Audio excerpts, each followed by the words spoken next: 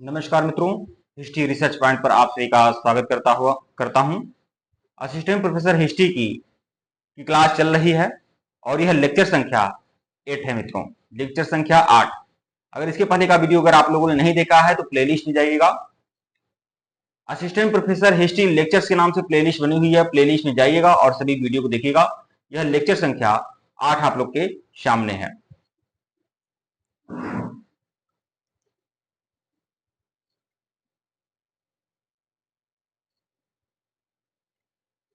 आज का जो टॉपिक है वह है कर्म का सिद्धांत। कर्म का सिद्धांत क्या है? डॉक्ट्रिन ऑफ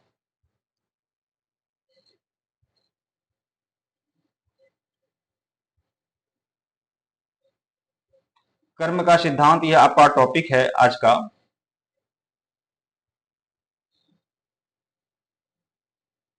हाँ, डॉक्ट्रिन ऑफ कर्मा और कौटिल्य की दंड नीति, इसे हम लोग बहुत ही अच्छे तरीके से समझेंगे। देखिए, असिस्टेंट प्रोफेसर हिस्ट्री का कंप्लीट कोर्स आपका ओपन है। 2199 रुपए का कंप्लीट कोर्स है। जो लोग हमारे कोर्स को ज्वाइन करना चाहते हैं ज्वाइन कर सकते हैं। हमारे ऑफिशियल व्हाट्सएप नंबर मैसेज कर सकते हैं। ऑफिशियल व्हाट्सएप नंबर डिस्क्रिप्शन में दिया गया है और यहाँ पर भी हमारा ऑफिशियल व्हाट्सएप नंबर है 8318397276। हमारा ऑफिशियल व्हाट्सएप नंबर है, आप लोग मैसेज कर सकते हैं। ठीक है, कर्म का सिद्धांत, कौटिल्य की दंड नीति, ये आपको सीखना है। इसके बारे में आप लोगों को बता रहा हूं।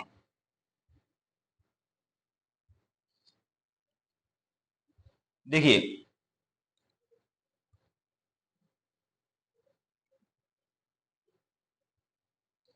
कर्म का सिद्धांत टेलीग्राम आप सभी लोग ज्वाइन कर लीजिएगा, लिंक डिस्क्रिप्शन में दिया गया है। और जो लोग हमारे कोर्स को ज्वाइन करना चाहते हैं हमारे ऑफिशियल व्हाट्सएप नंबर पर मैसेज कर सकते हैं। और असिस्टेंट प्रोफेसर हिस्ट्री के लिए हिस्ट्री रिसर्च पॉइंट का अपना एप्लीकेशन है, उसका लिंक डिस्क्रिप्शन में दिया गया है। आप हमारे एप्लीकेशन को प्ले स्टोर से भी डाउनलोड कर सकते हैं। देखिए, कर्म का सिद्धांत या कर्मवाद क्या है? तो कर्मवाद के मुताबिक व्यक्ति के कर्मों का फल उसे इसी जीवन में सुख और दुख के रूप में मिलता है। आप जानते हैं कि कोई जैसा कर्म करेगा उसको वैसा फल मिलेगा, यह हमेशा कहा जाता है। ठीक है, तो यह क्यों कहा जाता है?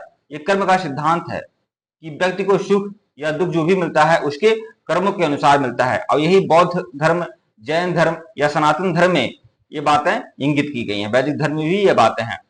कर्म सिद्धांत के अनुसार मनुष्य जो भी कार्य करता है उसे उसका फल अवश्य प्राप्त होता है। वह अपने जीवन में जो सुख या दुख भोगता है वो उसके कर्मों का ही फल होता है। तो सुख भोगे या दुख भोगे, यह उसके कर्मों का ही फल होता है। व्यक्ति के कर्म ही उसकी सामाजिक, आर्थिक, पारिवारिक आदि स्थितियों का निर्धारण करते हैं। जीव को अपने अच्छे बुरे कर्मों का फल भुगतने के लिए फिर से जन्म लेना पड़ता है। तो ये बार बार जन्म और मरण का जो चक्र होता है वह क्यों होता है? इसी की वजह से होता है। ठीक है, कर्म के सिद्धांत के तहत ही होता है। कर्म के सिद्धांत के बारे में कुछ और भी बातें हैं जो आप लोग को पता होनी चाहिए। कर्म का सिद्धांत कहता है मनुष्य जो भी करता है उसका फल उसे मिलता है। तो कर्म का पहला सिद्धांत यह है कि मनुष्य जो भी कर रहा है, जो भी करेगा, चाहे अच्छा करे या बुरा करे, उसका फल उसे मिलेगा। जो जैसा बोएगा वैसा काटेगा। कर्म का फल जो है तुरंत नहीं मिलता है। कभी कभी होता है ना कि बहुत सारे ऐसे लोग हैं जो बहुत ही गलत रास्ते पे जा रहे हैं, अनीति और अधर्म के रास्ते पे जा रहे हैं, तब भी उनका उन्नति हो रहा है, उत्थान हो रहा है। ठीक है, तो यही करता है। लेकिन इसमें यही बात है कि उसके कर्म का फल तुरंत थोड़ी मिलता है, क्योंकि फल को पकने का समय लगता है। फल को पकने में समय लगता है। तो जो भी लोग अगर गलत तरीके से अपने जीवन में धन कमा रहे हैं, गलत तरीके से जो भी कुछ कर रहे हैं, वो उसके कर्म का फल उनको मिलता है। और यह कर्म का सिद्धांत है। ठीक है, कर्म का फल मिलने में देरी होने की वजह से सदाचारी लोगों को दुखी जीवन लगता है। तो कर्म का फल, मान लीजिए कोई है जो बहुत ही ज्यादा भगवान को याद करता है, भगवान का पाठ करता है, तपस्या करता है, धर्म के रास्ते पर चलता है, हमेशा सबका कल्याण के बारे में सोचता है, लेकिन तब भी उसको जीवन में दुख मिलता है। ठीक है, तो ये होता है कि यह जो दुखदायी जीवन होता है ये कुछ समय का होता है। ठीक है, और जब जीवन दुखदायी होता है तो लोगों को कष्ट मिलता है। लेकिन दुष्ट लोग जो होते हैं आनंदमय जीवन जीते हैं। तो आज जी रहे हैं लेकिन कल उनको दिक्कत होगी। ठीक है, तो कर्म का फल मिलने में देरी होने की वजह से ईश्वर व्यक्ति के धीरज और स्वभाव की परीक्षा लेते हैं। जब कर्म का फल नहीं मिलता है तो ईश्वर क्या करते हैं? ईश्वर उसके धीरज और धैर्य की परीक्षा लेते हैं कि कहां तक यह दूसरों की मदद करता है, कहां तक यह सत्य के मार्ग पर चल रहा है। ठीक है, मतलब अधर्म से, अनीति से, अनाचार से वह धन का संचय नहीं कर रहा है, हमेशा अपने कर्मों से ही धन का संचय कर रहा है। ठीक है, तो ईश्वर क्या करते हैं, उसकी परीक्षा लेते हैं। तो कर्म का सिद्धांत यही है। कौटिल्य की दंड नीति, यह आचार्य कौटिल्य हैं, आचार्य चाणक्य हैं, आप जानते हैं, यह चंद्रगुप्त मौर्य के गुरु हैं और मौर्य साम्राज्य की स्थापना में इनका महत्वपूर्ण योगदान था। चंद्रगुप्त मौर्य के यह प्रधानमंत्री थे और भारत के सबसे बड़े राजनीति शास्त्री, विधि शास्त्री यह थे आपके कौटिल्य। कौटिल्य, चाणक्य, विष्णुगुप्त, इनका अलग अलग नाम है। तो कौटिल्य की दंड नीति क्या है? तो दंड नीति का मतलब कौटिल्य ने एक लॉ बनाया था। ठीक है, एक विधि संहिता, एक दंड संहिता कौटिल्य की बनी हुई थी कि कैसे शत्रुओं को या किसी को भी कैसे दंड देना चाहिए।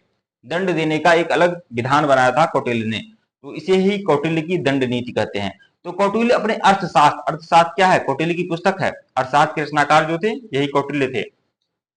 कौटिल्य अपने अर्थशास्त्र में दंड की महत्ता को स्पष्ट करते हुए कहते हैं कि तीक्ष्ण, उत्साही और व्यसनी और दुर्ग आदि से युक्त शक्तिशाली शत्रु को गुण पुरुष, देखिए गुण पुरुष का मतलब क्या होता है, गुण पुरुष का मतलब होता है गुप्तचर। ठीक है, गुण पुरुष शस्त्र और अग्नि द्वारा मार डालें। मतलब जो व्यक्ति, अर्थशास्त्र में यह बातें कही गई हैं कि जो शत्रु, जो दुश्मन तीक्ष्ण हो, उत्साही हो, व्यसनी हो, व्यसन में हो, ठीक है, दुष्ट आदि हो, तो उसे गुण पुरुष मतलब गुप्तचर भेजकर मरवा दीजिए या फिर शस्त्र से मार देना चाहिए, अग्नि द्वारा मार डालना चाहिए। मतलब ये अपराधियों के लिए, सबके लिए नहीं है। इस प्रकार शत्रु के द्वारा किए जाने वाले अपकार हेतु उसे आक्रांत करने के लिए जिन उपायों का आश्रय लिया जाता है उसे ही दंड उपाय कहते हैं, मतलब दंड का एक उपाय। ठीक है, आगे देखिएगा, अर्थशास्त्र में प्रयुक्त कौटिल्य का दंड संहिता शासन के प्रति अव्यवहारिक। अर्थशास्त्र में जो कौटिल्य की दंड संहिता है वह है क्या असल में, तो देखिए, अर्थशास्त्र में प्रयुक्त कौटिल्य का दंड संहिता सिद्धांत शासन के प्रति व्यावहारिक दृष्टिकोण को दर्शाता है कि शासन के प्रति कैसा व्यवहारिक दृष्टिकोण है, जहां शासक से अपेक्षा की जाती है कि वह राज्य और उसकी प्रजा के समग्र लाभ के लिए बलपूर्वक शक्ति का विवेकपूर्वक उपयोग करेगा। ठीक है, कौटिल्य के अर्थशास्त्र में दंड नीति से जुड़े कुछ बातें क्या हैं, तो इसे देख लेते हैं।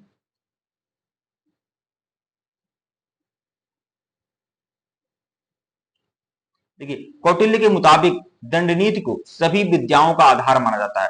जितनी भी विद्याएं होती हैं, जितनी भी विधाएं होती हैं, उसका आधार क्या है, दंड नीति है।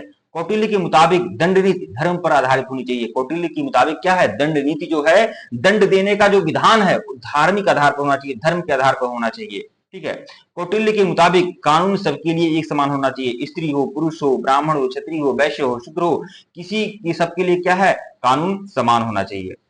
कौटिल्य के मुताबिक अभियुक्त को अपने बचाव का पूरा मौका मिलना चाहिए। मतलब जो अभियुक्त और अपराधी का मतलब होता है जहां अपराध साबित न हुआ हो, जहां अपराध का साक्ष्य न मिला हो, ठीक है, उसे वहां अभियुक्त कहा जाएगा। ठीक है, तो कौटिल्य के अनुसार अभियुक्त को अपने बचाव का पूरा मौका मिलना चाहिए, मतलब उसे अपने बचाव का पूरा मौका मिलना चाहिए, वह साक्ष्य दे सकता है, वह अपनी बातें कर सकता है। ठीक है, कौटिल्य के मुताबिक गवाहों के बयान अभियुक्त की मौजूदगी में ही हो। जो भी गवाहों के बयान हो, जैसे किसी ने, जैसे कोई भी हो, सपोज दैट खादिम, खादिम नाम का व्यक्ति है और उसने चोरी किया हुआ है। ठीक है, चोरी किया हुआ है, तो इसकी गवाही जो देगा वह खादिम के सामने देगा। ठीक है, तो गवाहों का बयान जो होगा अभियुक्त की मौजूदगी में ही होगा। ठीक है मित्रों, वीडियो को लाइक और चैनल को सब्सक्राइब करेगा, टेलीग्राम को बिल्कुल ज्वाइन करेगा, लिंक डिस्क्रिप्शन में दिया गया है। असिस्टेंट प्रोफेसर हिस्ट्री के लिए टेलीग्राम बनाया गया है, लिंक डिस्क्रिप्शन में है, आप टेलीग्राम को बिल्कुल ज्वाइन करिएगा। और हिस्ट्री रिसर्च पॉइंट का एप्लीकेशन जो है प्ले स्टोर पे है, आप लोग प्ले स्टोर में जाइए और इस एप्लीकेशन को डाउनलोड कर लीजिए, हिस्ट्री रिसर्च पॉइंट का। ठीक है, वहां पर बहुत सारे मटेरियल आपको मिलेंगे, hand written notes, PPT notes, lectures video, test series, सब कुछ मिलेगा। आप लोग जाइए, टेस्ट सीरीज दीजिए। ठीक है, और 2199 रुपए का कंप्लीट कोर्स है, जो लोग हमारे कोर्स को ज्वाइन करना चाहते हैं ज्वाइन कर सकते हैं। 2199 रुपए का कंप्लीट कोर्स है आप लोग का। ठीक है, हमारे ऑफिशियल व्हाट्सएप नंबर पर मैसेज करके जानकारी प्राप्त कर सकते हैं। धन्यवाद आप लोग को।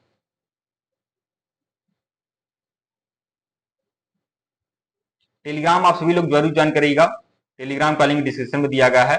हिस्ट्री रिसर्च पॉइंट, टेलीग्राम का नाम है हिस्ट्री रिसर्च पॉइंट। ठीक है, और हिस्ट्री रिसर्च पॉइंट का ही एप्लीकेशन है, प्ले स्टोर में जाइएगा, हिस्ट्री रिसर्च पॉइंट आप टाइप करिएगा, आपको एप्लीकेशन दिख जाएगा, उसे डाउनलोड कर लीजिएगा। धन्यवाद।